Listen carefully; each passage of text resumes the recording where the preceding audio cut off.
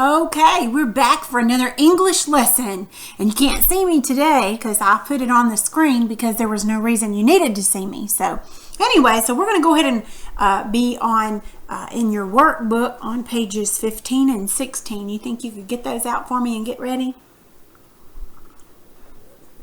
All right, we're going to review right quick a little bit that we've been talking about the subjects and the predicates. And remember yesterday, or whenever you did the lesson, remember how we learned how to diagram those? I mean, that kind of seems like it might be a little bit hard, but it was very, very easy. Well, today we're going to do something that kind of looks hard, but it's really, really easy. So before we do that, I'm going to type up a sentence up here, and I want you, do you think you could get a sheet of paper and a pencil, just any kind of paper? It doesn't have to be notebook paper, just any kind of paper. Because I'm gonna put some stuff up here, and I want you to diagram it for me. And then I'm gonna make sure and check it and make sure you got it right. You don't have to write the sentence. I just want you to diagram it. Remember how you draw the two lines and you put the subject on the right side and the predicate on the other? All right, so here's your first sentence. See if you can do this for me. Robbie Anderson likes candy bars. I like candy bars too. Okay, that one, let me go ahead and do another one. Go ahead and do that one and then do this one. He eats one every day. I would be really fat if I did that. I love candy bars too. And my favorite candy is chocolate. Okay, those are 4 sentences. Do you think that you could pause this and just on your paper just diagram it, and then when you're finished, I'm going to go over it and we're going to see how many of those that you can get right.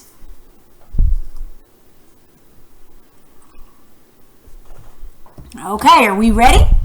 All right, here it goes. So what we're going to do is we're going to do something kind of weird. I'm going to make this a little smaller. All right, so first we're going to do Robbie Anderson likes candy bars. Are we ready? All right, this is what your thing should have looked like. Okay? It should be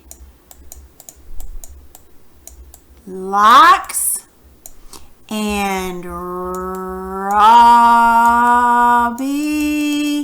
and I don't have room for his name, but it should be, you should have spelled out his last name, Robbie Anderson on this side and likes on this side. And I hope you did that right. Okay, if you didn't, that's okay. We'll keep practicing. Now let's do this one. He eats one every day. It should be, this one's easy peasy. I bet you got this one right. Eats and he. Ta-da! That's that one. Now let's do I love candy bars too. Well, I did that one kind of crooked now, didn't I? This would be love and I. Okay, and this last one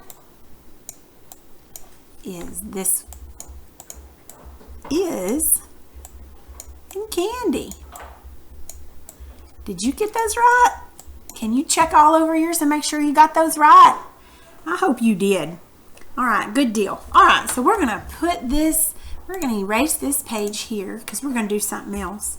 All right, so if we had a sentence that said, let's pull this up here. If we had a sentence that said, 1 ate pepperoni pizza. Now this is just making me hungry. What about you? And then we had another sentence that said, Daisha ate. It's kind of weird, isn't it? Kind of like the same sentence almost, isn't it? The simple subject of this sentence is what? 1. Simple subject. And the simple subject of the second sentence is Daisha. What's the simple predicate in each one of these sentences? The word ate. That's the simple predicate in each one of those. I hope you're answering. When I ask you a question, make sure you can answer out loud, okay? All right. So what if we did this? Watch this.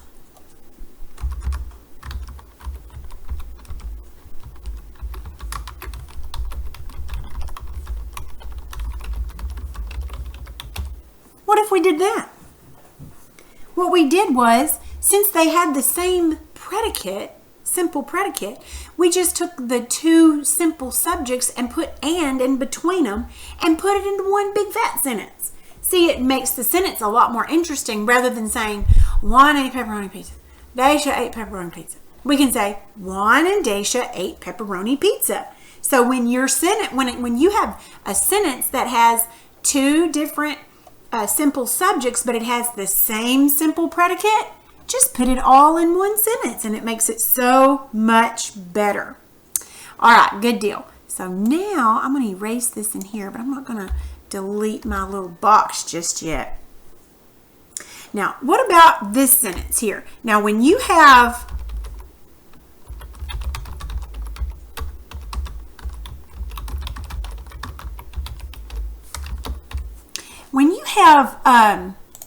a word, you learned this way back a long time ago.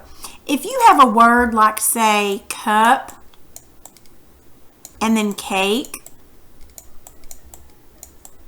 and you put those together and you get the word cupcake, right?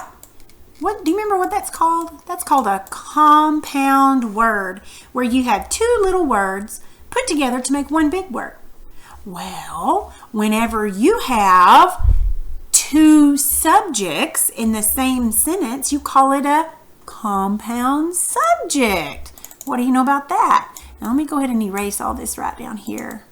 This is not real easy, not real user-friendly, you know?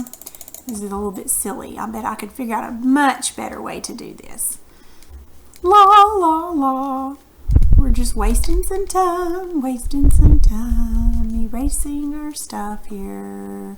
Okay, there we go. Okay, now let's get back to it. All right, so right up here we have make. That is our simple predicate. Who or what make? Cookies, milk. Not and. This is called a conjunction because it puts these words together. Cookies and milk. So in this sentence, you have a compound subject. Isn't that pretty cool? Okay, let's go back and do this. Now, what if we did this? Let's write another sentence. See if you can do this.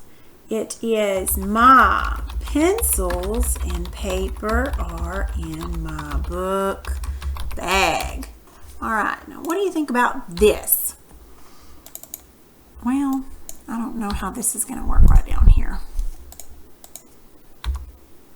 Well, it won't delete, but that's okay. Oh, there we go. Okay, so my pencils and paper in my book bag. Now, where is your simple predicate? Are. So that means all this is your predicate and all this is your subject. But look, you've got two subjects. Who or what are? Pencils, paper. That's called a compound subject. That's right. Very good. All right, so let's do this then. All right, let me do another sentence. And this would be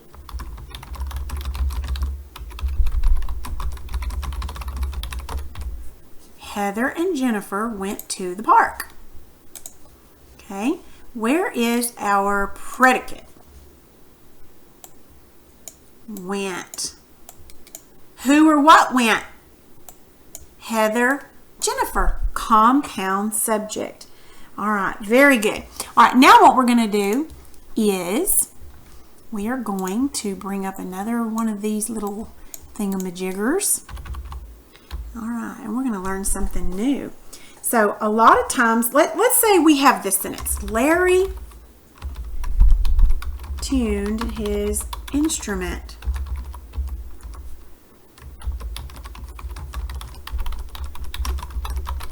Larry practiced the song. Okay, you see that sentence? All right, let's make it a little smaller. Those two sentences. Now, what's the same about these two sentences? They have the same subject. Is that what you said? Okay. Do these two sentences have the same predicate? No. This one's tuned and this one's practiced. In a sentence that has a compound predicate, the predicates share the same subject. Now watch this. Why don't we do this?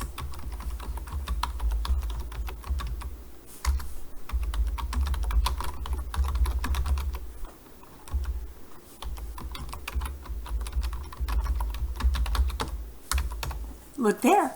So what we did is we put these two together into one sentence. Larry tuned his instrument and practiced the song. All right, so you can always put those together and make one sentence rather than two. Now what we're going to do is we're going to learn how to diagram it when there is a compound subject or a compound predicate. So in order to do that, I'm going to have to turn in my book back over here and see if I can find the page that I was supposed to already have ready to go, and I lost my place. There we go. All right, let's do this. Let's take these out, and here's our first sentence.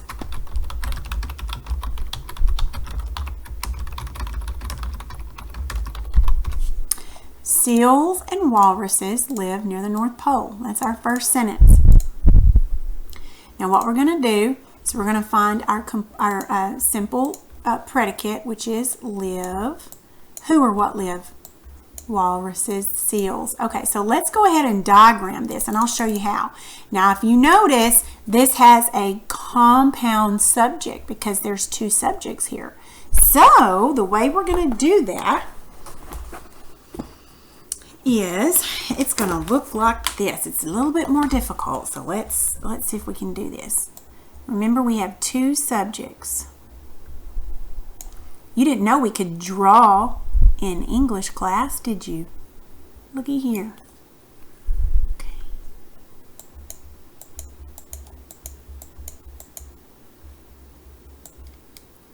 That looks kind of weird, doesn't it?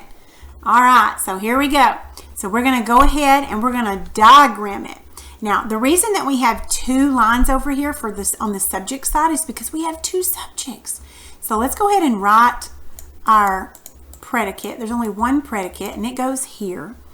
And we'll put one of the subjects here and one of them down here.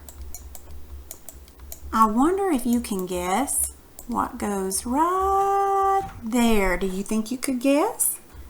It's the word and. I'm supposed to write it sideways, but I can't turn my page sideways.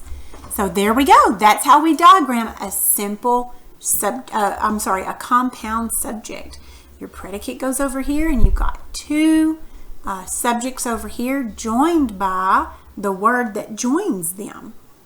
Okay? Not very hard now, is it? All right, so let's do this. See if we can make us another one. So now you can, if you want to, you can get a sheet of paper and see if you can do it with me, or even before, you can try to beat me.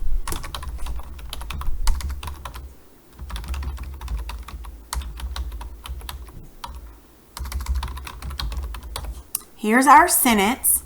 Okay, so let's just see. Fly is our simple predicate. Who or what fly? Airplanes and helicopters. Okay, so that means we have, this is our predicate, so this is our subject. That means we have a compound subject.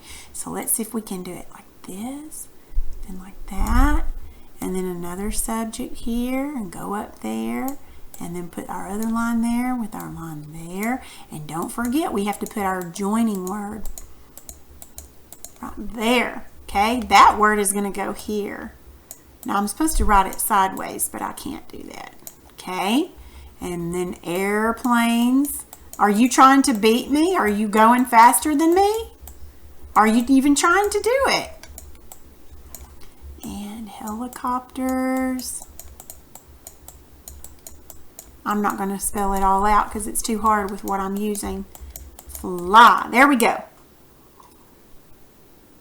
Is that easy or what? Okay, good deal. Now we're going to try another thing. We're going to go ahead and diagram compound predicates. Now remember, a compound predicate is the same as a compound subject, except rather than two subjects, you have two predicates. Easy peasy. So we're just going to do one of these, and you do it the same way you do the subject. So let me go ahead and type our sentence here. The baby ate and slept. All right, are we ready? Slept is our verb. Ate is our verb. Who or what ate and slept? Baby. Looky there, we have two predicates.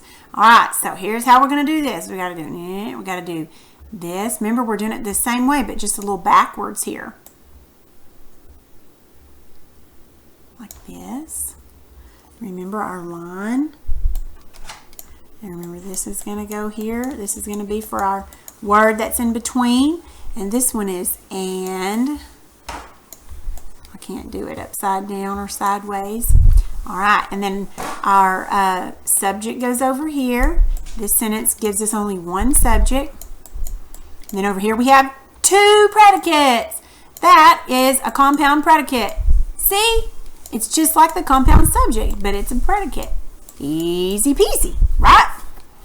Good deal. Okay, can you look in your book then on page 15? We're going to practice on page 15 what we've been doing. All right? All right, the big yellow box at the top just kind of gives you some ideas of how those compound subjects and predicates work. And then it shows you how you diagram them, which we've already done that. All right, you see where it says oral practice right in the center?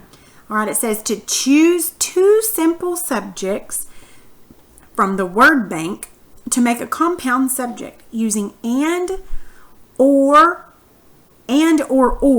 for each sentence. Okay, so in that yellow box right in the center of your paper on page 15, it says dog, horse, cat, girl, mouse, and cow. So look at number 1. It says the blank chased each other. Now we have to choose two from that because we're going to have a compound subject. I think I'm going to choose the cat and the cow. The cat and cow chased each other. What did you say? I bet you chose the dog and the cat, didn't you? No, you might have said the horse and the cow. I bet that's what you said. Let's look at number 2. The blank ate in the barn. How about, I'm going to say the horse and the cow ate in the barn. I hope you didn't say the girl ate in the barn. Okay, do you see how we put two subjects in there? That's called a compound subject. All right, now look below there where it says number 3 and 4. Now it gives us a subject, and now we have to choose two predicates for a compound predicate. Jim's horse jumps and gallops. That's what I'm going to say. What are you going to say? Jim's horse, you could say eats and drinks maybe. What about the striped cat meows and purrs? That would probably be good, and he could also eat and drink too. Or they can jump. I don't know that you'd say a striped cat would gallop. That might sound kind of funny. Can you look at the guided practice there at the bottom? All right, it says draw a line between the complete subject and the complete predicate. Underline the simple subjects once and the simple predicates twice. And then write a simple subject and simple predicates on the diagram. So I think we're going to need some help on this one. Okie dokie. So let's look at number 1 at the very bottom of page 15. Do you see number 1 down there? It says, let me go ahead and write the sentence up here. Something about apples, isn't it? The apples grew. Apples grew and ripened on the tree. Okie dokie. So the first thing, there's a lot of instructions here, isn't there? The first thing it says is to draw a line between the complete subject and the complete predicate. The apples grew and ripened on the tree. Can you choose the predicate? Did you say grew and ripened? I hope you did, because that's right. So that's where your line will be. Okay, the apples grew and ripened. Then the directions tell us to underline the simple subject once and the simple predicate twice. Okay, so grew, ripened. Who or what grew and ripened? Apples. There, that's how we're supposed to do that. Then it wants you to diagram it. So we have a compound predicate. So that means the double one's going to be on this side. So that means our diagram, I think they have that already drawn out for you down there, but that's okay, because sometimes they won't. All right. Now I'm not going to write it in just for time's sake, but you'll know how to do this. So apples would go here, and will go here, grew here, and ripened here. And that would be your diagram of your sentence that has a compound predicate. All right, do you think you could pause it and do number 2 right quick, and then we'll check it?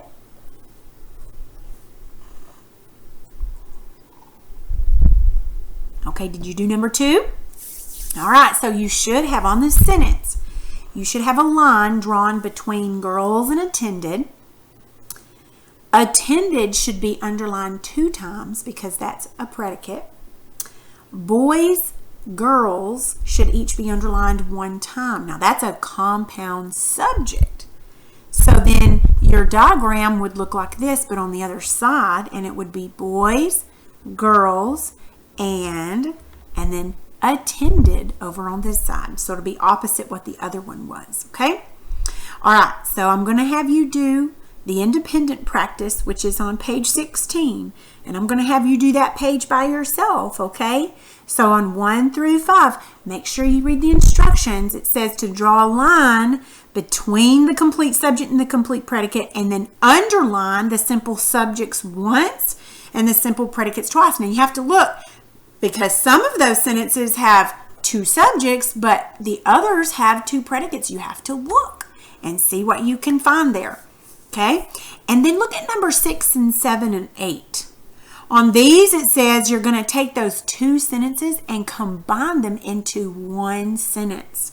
Now, make sure when you write your sentence that you have a capital letter at the first and you put a period at the end, and just make 1 sentence out of those 2 sentences.